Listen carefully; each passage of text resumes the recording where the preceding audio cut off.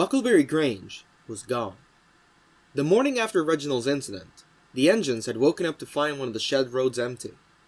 Thinking nothing of it at first, the engines got prepared for another day of work. It wasn't until the yard foreman came to the sheds to inquire about Buck's whereabouts, due to him never showing up for his morning local goods, that the engines began to feel something was off. Though it wasn't exactly unusual for him to bunk off work, after what had transpired the night before, the engines couldn't help but worry a little. The majority of the morning was spent looking for Buck in all his known hiding places. The goods sheds at Redwick, Colford, Manifell, even the trackside was combed to find any sign of a possibly derailed Buck, but to no avail. The engines hurried along to find and inform Mr. Stard. However, due to the current blunder with Reginald and the Redwick Flyer causing him a great deal of stress, his reaction was that of anger rather than concern. He yelled at the engines to find a replacement as he stormed off to his office, presumably for another meeting. The engines, now more worried than ever, realized that there was nothing they could do without causing Mr. Stard more stress. Although they wanted to continue their search, they reluctantly got back to their work, hoping that Buck would reveal himself, sooner rather than later.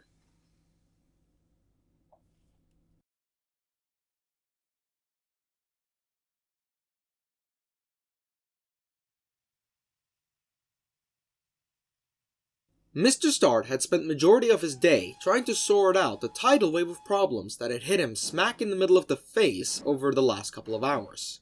The Redwick Flyer had been rushed together that day, with Banbury and Thor taking the service in Reginald's place, leaving the railway short-staffed once more. A few important services had to be cancelled that day because of this, specifically the important deliveries from Lavinery to Acton Yard. He had requested with the board that Ramsay, and begrudgingly, King Richard, would return to the railway once more until everything with Reginald was sorted out. To his surprise, the board agreed to send Ramsay back immediately, but told him King Richard was currently in the works, and would return within a few days.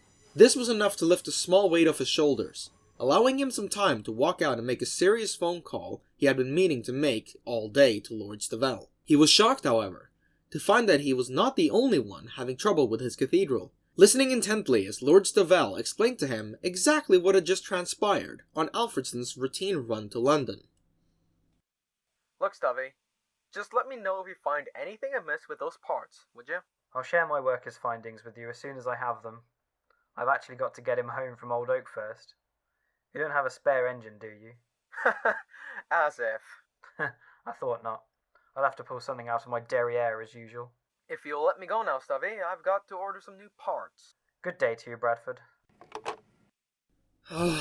This is not what I needed right now. It was all going so well. Well, I guess there's no putting it off anymore. I'll have to go check on him while I have the time.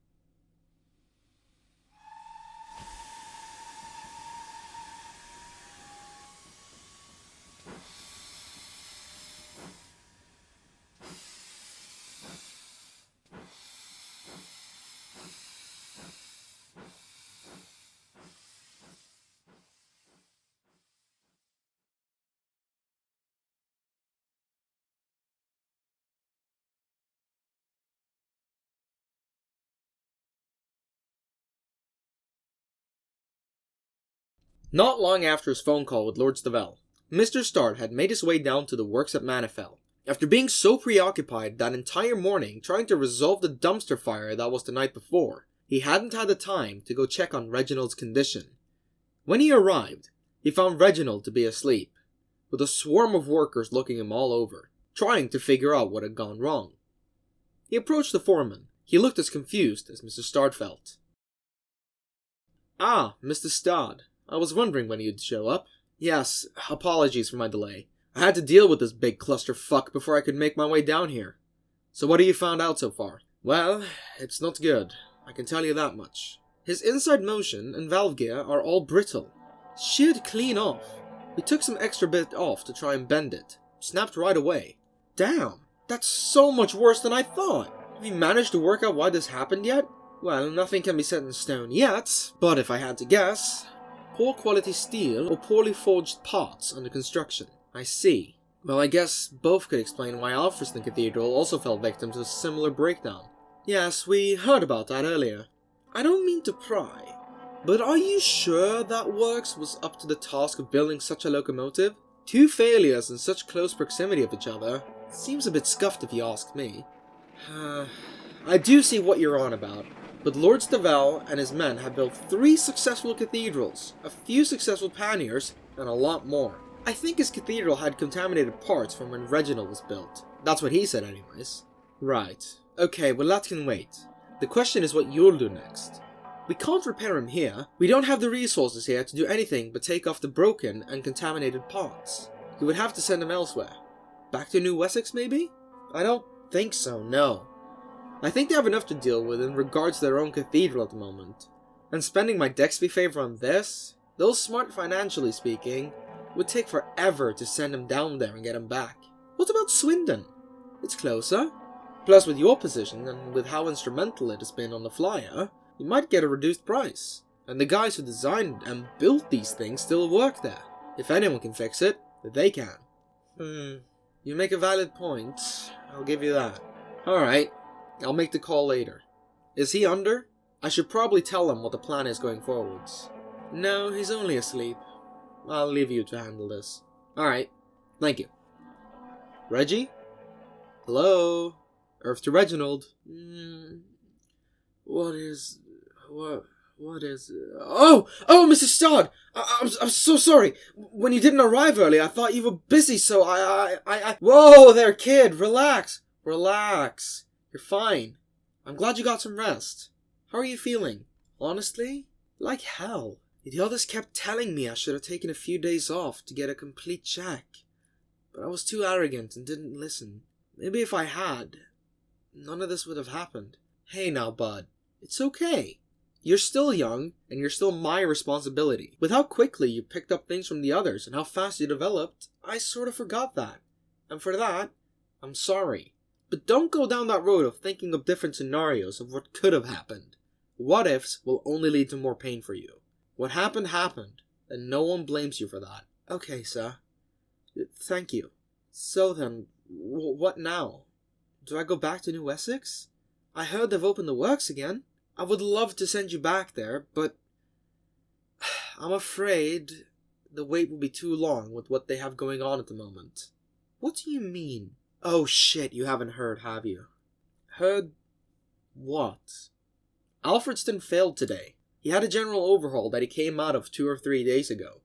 And while he was running to London today, his inside motion broke, bringing him to a complete stop on the main line outside of Maidenhead. Lord Stavel and I talked before I came to see you. I didn't ask if he could take you in because I had a feeling the turnaround time would be too great. Wait, Alfred failed? Is he alright? As far as I could tell, he was fine, but shooken up. Anyways, we're getting a bit off track here. Sorry, sir. It's alright. So, what's going to happen to you is the men here will take off all the parts they think are contaminated and that they believe could be an issue during transport. After that, one of the engines will take you to Swindon Works. If all goes to plan, I'm hoping they will take you in as soon as possible and fix you up so that this will not happen again. To Swindon? I passed it a few times and I was trialed on the Wyvern. Never thought I'd actually be going there. Well, neither did I, but seeing as I haven't been able to expand the works here yet, we have to make do with what we can. Now, I have to get back to running the railway. These men will begin taking off your contaminated parts. Please do let them know if they miss any. I want no issues during transportation. Alright? Yes, sir. Will I see you again before I go? I'm hoping, but I don't think so. I have a lot to work out, including getting Ramsay and Richard back while you're away. I see. Well, in that case, I wish you all the best, sir, and I hope to return to your service as soon as possible. You and me both, Reginald. You and me both. The two then said their goodbyes, as Mr. Stard left to let the men get started on readying Reginald for his long journey. Mr. Stard wasn't sure if he had made the right choice by opting to send Reginald to Swindon, but he had to ensure that he would return as soon as possible. With Reginald gone, the flyer would have to return to being a double-header. He just hoped it wouldn't spell doom for his now most popular service.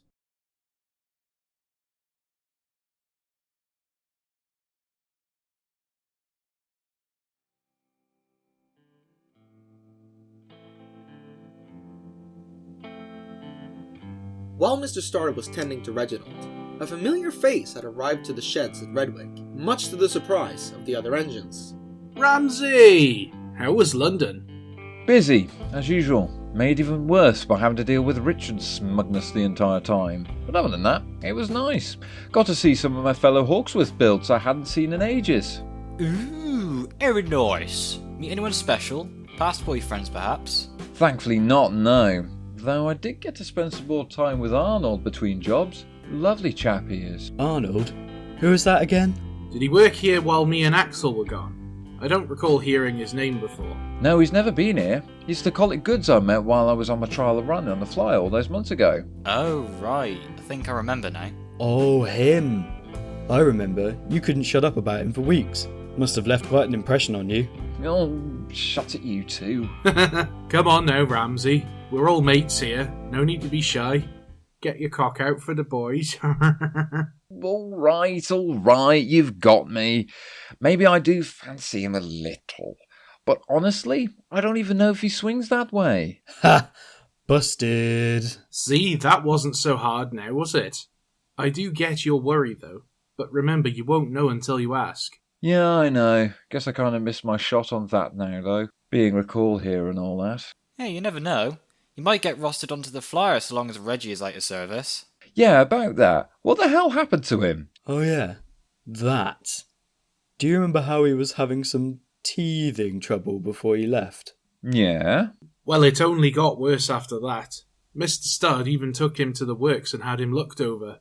They found nothing wrong. We told him to have it looked at again.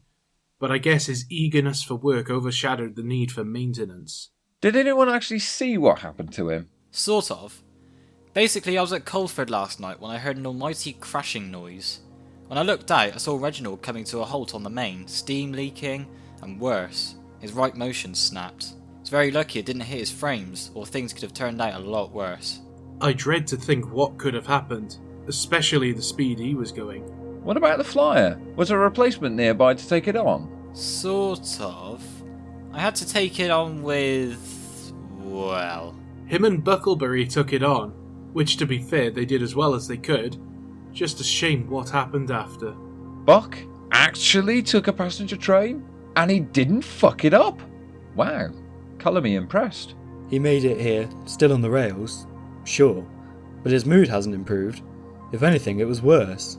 I did tell you it wasn't the right time. Well, when else was I supposed to call him out on it? Well, you finally managed to talk to him. How did that go? Well, to put it bluntly, it didn't. What do you mean? Well, we kept trying to talk to him, and then he just... Then he snapped. He snapped at us, screamed his smoke box off, tried to blame it all on Axel, went to sleep, and then ran away sometime in the night. Wait, he did what? Well, we don't actually know if he left Levi. He might just be hiding somewhere. You know he isn't.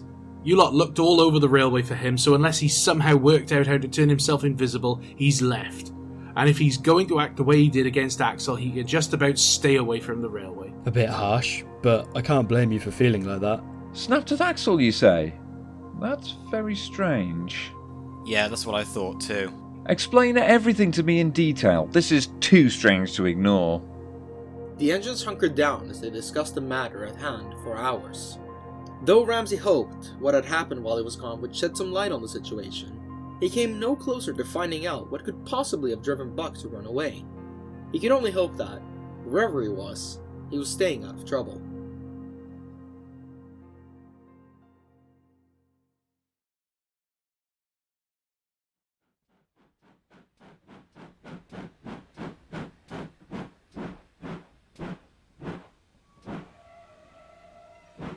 Rostered to take a goods train instead of a passenger train. What has this railway come to? Hello, 7907. It's been a while. Oh, hello, sir. What a surprise. At ease, 7907. I don't have a lot of time. So if you don't mind, I would rather get straight to business and skip the formalities. Of course, sir. As you wish. As I'm sure you've noticed, Mr. Studd's luck has taken a bit of a unfortunate turn as of late. My sources tell me that he is struggling to keep it all together after the failure of his little vanity project. which leads me to believe that now is the perfect time to deal the final strike against him. What did you have in mind, sir? Something to cripple his forces, whether that be continuous sabotage, dismantling his forces, or taking some of his followers out of the picture. I leave up to you. I see. But why me? Why not get Gregory or Russell to do it? Because I know how you feel about them. And I also know from my informants that you have wanted to do something grander for a long time now. Well, yes, this is true. You will have no limits on this task. I don't care how destructive, costly, or complicated, but it has to be done soon. And we can't have it linking back to us in any way. Got it? Understood, sir. If you pull this off, you will be rewarded accordingly with how effective your actions prove to be. I won't let you down, sir. I promise. This will be the turning point for us. Yes, I should certainly hope so. I look forward to seeing your results. The man nodded and walked off, and Hart departed shortly after. He was thinking hard about what he could do to force Star's hands, and slowly, but surely, a dark, evil plan began to form in the smoke box.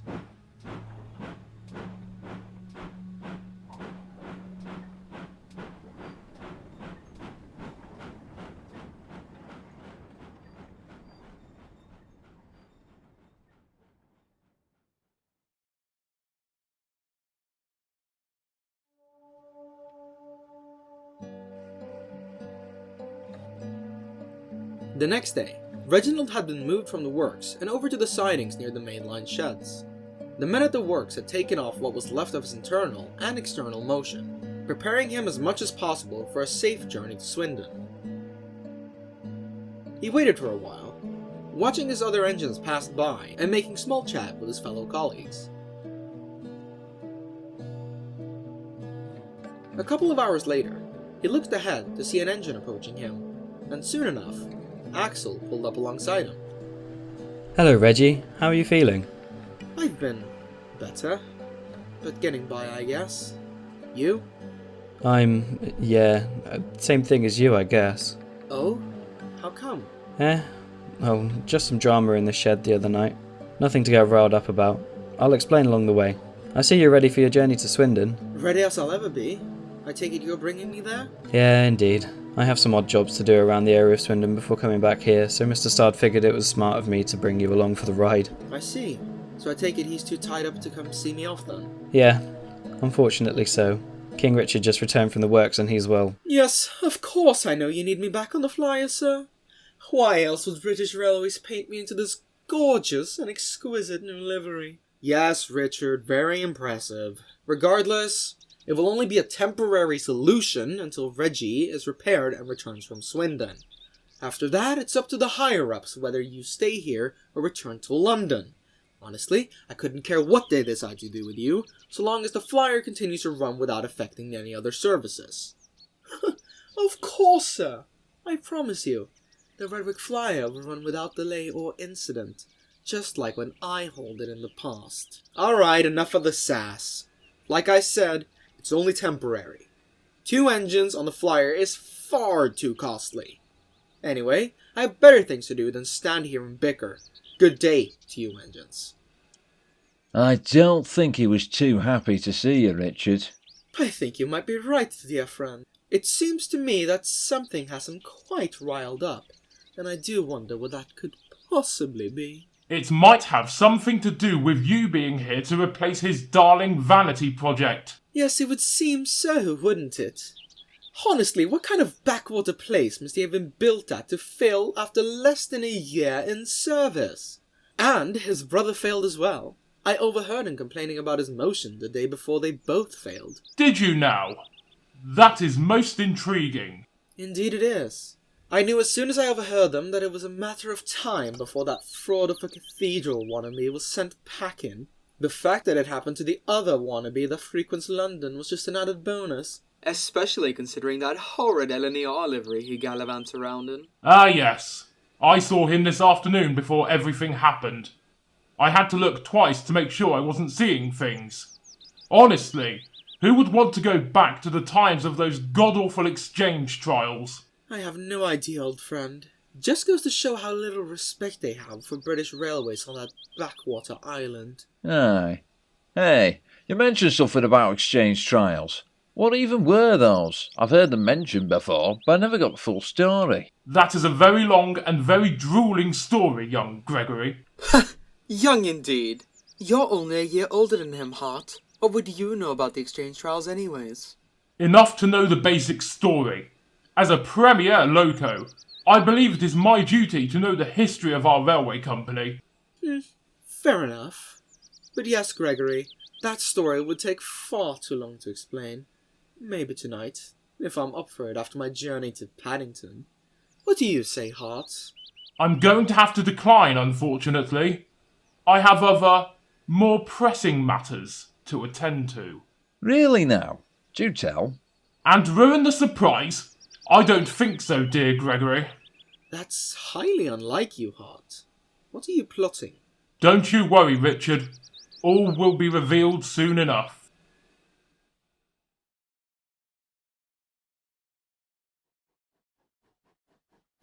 Later that night, Riley was working later than usual at the yard at Redwick. The day had been more hectic than ever, and with Rab being busy with construction work, he had found himself hard-pressed to keep to the schedule. Because of this, he had been forced to skip out on his empty stock run to the industrial estate until the end of the day. He sighed to himself as he pulled into the yard towards one of the rakes of empties.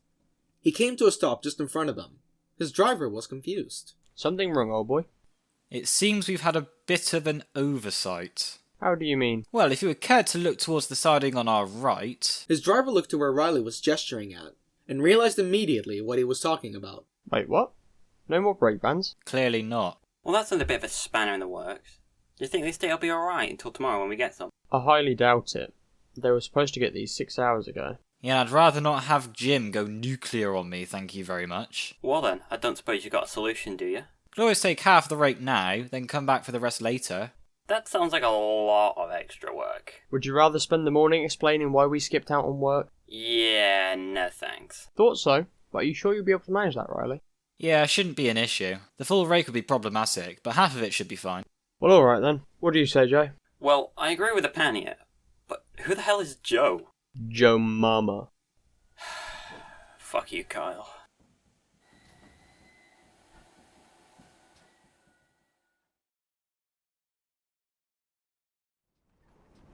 Riley crept towards the downhill towards Endon.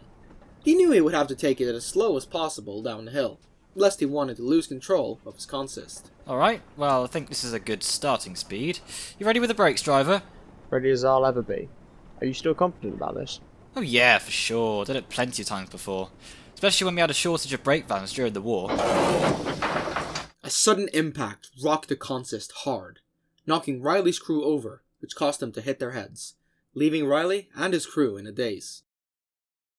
Riley started to feel his wheels speeding up steadily as he began snapping out of his dazed state. He focused his look ahead of him through his blurred vision, being able to make out that his consist had now doubled, and an engine was at the end of the long line, pushing him closer and closer to the downhill at an alarming rate. Oi! This isn't funny! You've knocked out my crew and I can't stop! Think about this. What would you gain from any of this? There was no reply, and Riley was now mere feet away from the edge, now at the mercy of whomever was pushing him. Please, there is no need for this. Harming me and my crew is crossing a line. You made your choice when you sided with the wrong side. Farewell, Pannier. Wait, Hart? You sick, sadistic son of a bitch! You won't get away with this. I'll remember. No! Riley shrieked as Hart pushed him and his wagons over the hill, the momentum of him and the wagons speeding him up at an alarming rate.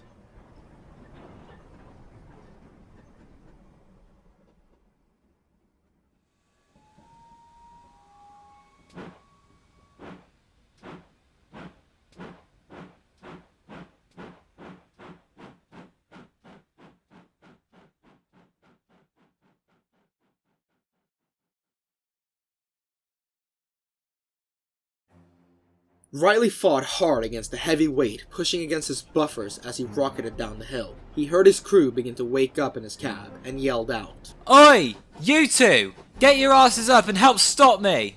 What the hell are you talking about? Holy shit, we're out of control. You don't say! What the hell just happened? I'll explain later, just get me stopped, will you? The two men scrambled to get Riley under control, but to little success. Though he wasn't speeding up as rapidly as before, he was still not slowing as they thundered down the hill. That's the best we can do before we get on the flat. It's up to you now, old boy. I'll do what I can. We're almost at Endon. As soon as we get there, I should be able to... What the... Oh, fuck.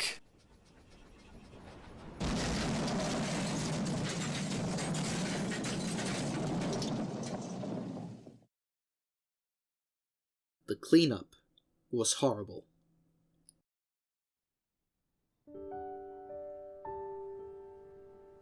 As morning broke, the full extent of the crash became all too clear. Destroyed and derailed wagons laid scattered all over the ground. The road bridge had collapsed over the line, leaving Redwick cut off from the rest of the line. And then, Riley. Riley was embedded firmly into the side of the collapsed bridge, knocked unconscious by the impact.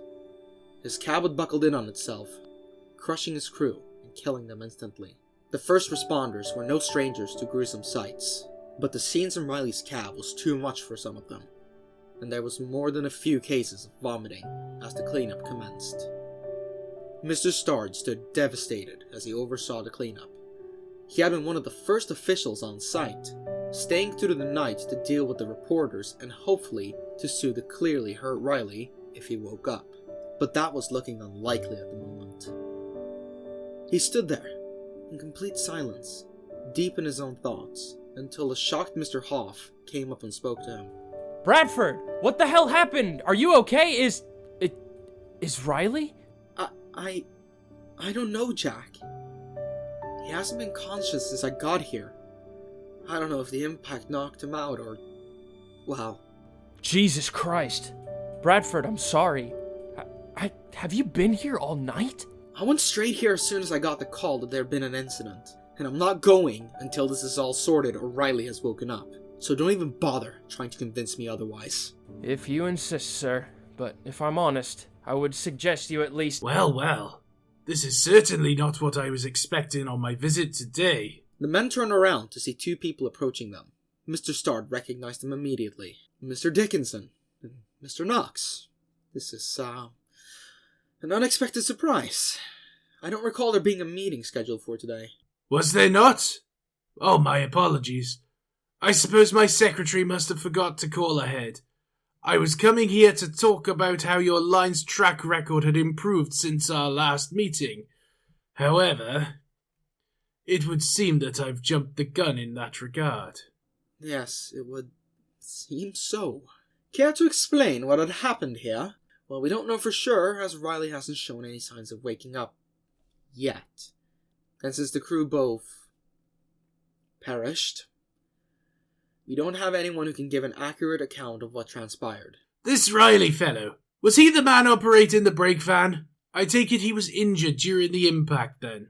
No, Riley is the engine involved in the accident. Of course. Mr. Stard, I want a human account of what happened, not a machine who exists only to serve. Were there any eyewitnesses? In terms of human witnesses, the signalman saw Riley and his crew traveling at dangerous speeds and didn't have the time to change the points away from the sidings before it was too late. There was no brake van attached to the train, but I don't believe Riley... Well, I believe that paints a pretty clear image of what transpired here. Yes, indeed. It would seem the locomotive crew neglected a brake van, probably due to overconfidence in their engine, I believe. Those poor men must have realized too late that they had too great of a consist to stop their engine and lost control over it. A mistake that cost them their lives. Yes. A sad and unnecessary tragedy. We shouldn't jump to conclusions. As I said, we don't know the full story until Riley... That will do, Mr. Stard. I overheard you saying you've been here since right after the incident occurred. Is that correct? Well, yes, but... I thought as much. You should head home and get yourself rested. You've had a long night dealing with reporters and workers alike. Mr. Knox and I can oversee the rest of the cleanup while Mr. Hoff takes charge for the day. I'm sure he won't mind. I appreciate the concern, but I assure you I'm fine. It was not a request that is up for debate, Mr. Stoddard. You will not be able to attend our meeting tonight if you aren't rested beforehand. You will go home and rest. That is an order. Yes, sir. If you insist. I'll take Mr. Hoff with me to Redwick so we can begin organizing the rest of today. Of course. As you were, gentlemen.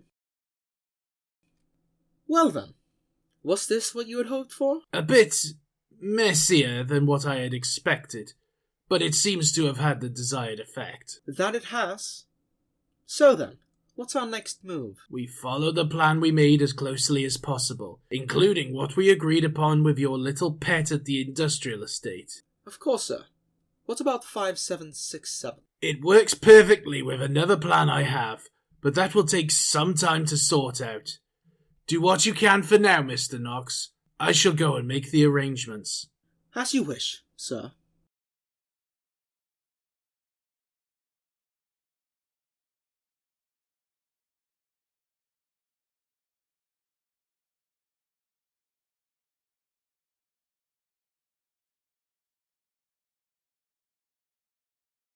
It wasn't until afternoon when Mr. Stoddard was finally back on the scene.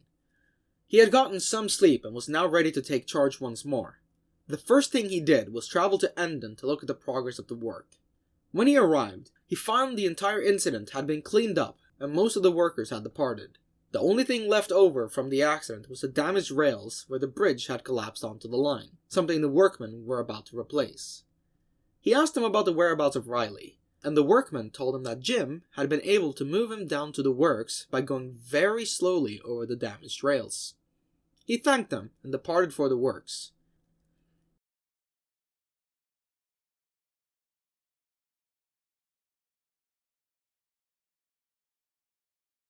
When he arrived at the works, however, he grew concerned when all he could see was a few damaged wagons.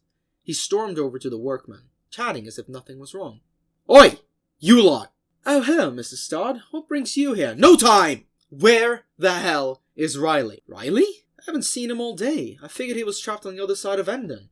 "No, he's the one who was involved in the crash. I was told they were able to move him over the damaged rails. Jim was supposed to have taken him here." "Sir, I hate to break it to you, but we've had no word about an engine needing repairs. All we've had come in were some wagons with minor damage to look over before sending them back into service. The rest were sent to some nearby scrapyard as they were too expensive to repair. You don't think I have to make a phone call?" Mr. Stoddard's mind was racing as he power walked towards his office at Manifel. British Railways wouldn't have. Would they? As he got closer to his office, he spotted Mr. Knox standing on the platform with a smirk on his face. "Oh, hello, Mr. Stoddard. I see you're back from your rest." "Cut the shit! Where the hell is Riley?" "I'm sorry. Who?" "Fucking Riley, the pannier. 5767. Where is he?" "Ah, of course. The pannier. You needn't worry about all that, Mr. Stoddard. Me and Mr. Dickinson have sorted everything out while you were off duty. Your focus should be on..." "You didn't answer my question. Where is he?" "Well, if you wish to know so bad, the damages caused to 5767 were deemed too severe to be financially viable for repair. Therefore, it was decided that it would be sent off for scrap as soon as the remains of the crew could be removed, which happened on site. The locomotive was taken to be transported to a nearby scrapyard, along with the wagons that suffered similar damages." "But you can't just... I didn't authorize this! You can't just make decisions like that without the approval of the board! And besides, even if the board did agree, I still could have..." "You're right. I can't. But Mr. Dickinson can. And he did. As soon as he got a proper look at the engine, he knew it was too far gone, and passed the notion without any objection. And I assume you wanted to purchase the engine as you did with your little heritage fleet? Trust me, Mr. Stoddard, we did you a favour by getting rid of that old-fashioned pannier tank. The replacement engine will be newer and more suitable for our future projects for British Railways." "Why, I oughta..." "Anyways, I have more business to attend to at Colford. Good day, Mr. Stodd. Mr. Stodd watched in silence as Mr. Knox's train departed from the platform. He was still struggling to come to terms with what he had just been told. But slowly, and surely, reality sunk in. He felt sad. He felt angry. But there was nothing he could do. Riley was lost. He had failed him. Tears ran down his face as he walked towards his car. He didn't know how he was going to explain this to his engines, or even if he had the strength to.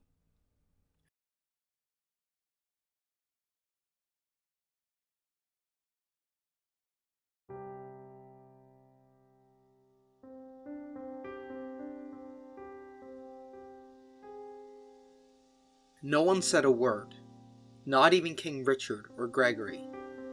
Mr. Stodd was still shaken up as he informed the other engines of the demise of their fellow colleague. As reality sunk in, Darius, Thor, and Drax broke the silence with pain cries. The others tried their hardest to console their crying colleagues, but to no avail. King Richard and Gregory shared a look. Though the incident had dealt a favorable blow towards Stodd and his forces, they understood the gravity of the situation. An engine and its crew had perished in an horrific accident, and both knew this was not the time for slights, regardless of who was involved. Though he tried to keep on a brave expression, Mr. Stodd had tears streaming down his face, crying just as hard as his engines. Not long after, he walked away from the sheds to allow the engines to mourn, hoping, against all hope, that this was just a bad nightmare.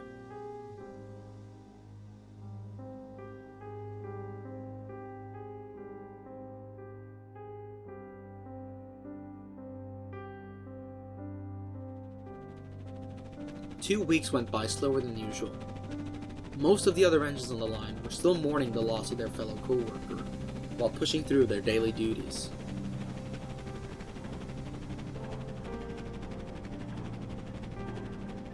The road bridge and rails at Andon had been replaced, making it all look as if nothing had happened. But they all knew what a horrid sight had befallen this quaint little area.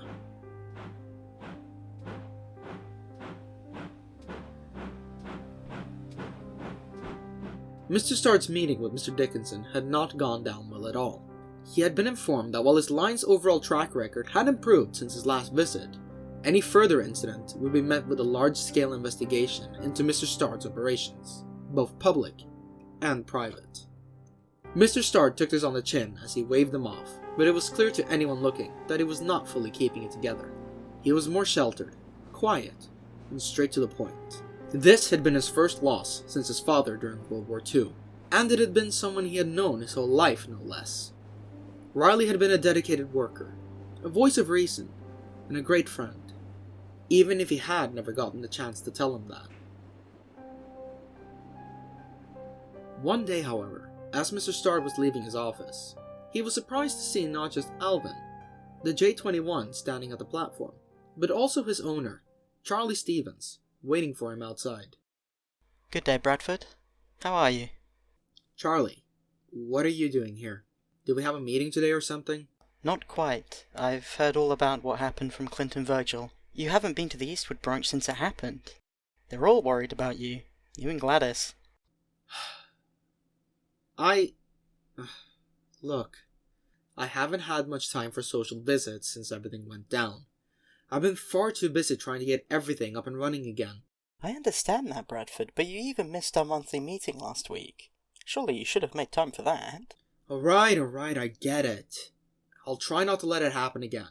Will that be all? Not entirely. Me and the other committee members have decided that something needs to be done. I need you to come with me for a little while. There's something you need to see. I would love to, but I can't right now.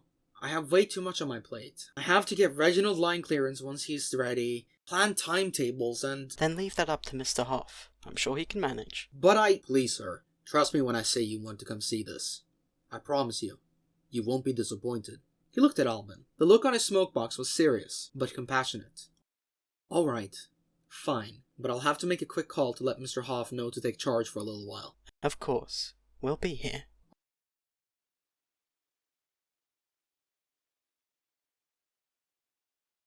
Are you sure now is the best time for this, Charlie? I'm not sure there will ever be a best time per se, but this is as good a time as we're going to get. True. I'm just wondering if it will do more harm than good. He has a right to know, Alvin. We all agreed on that, even you. I know. I guess only time will tell.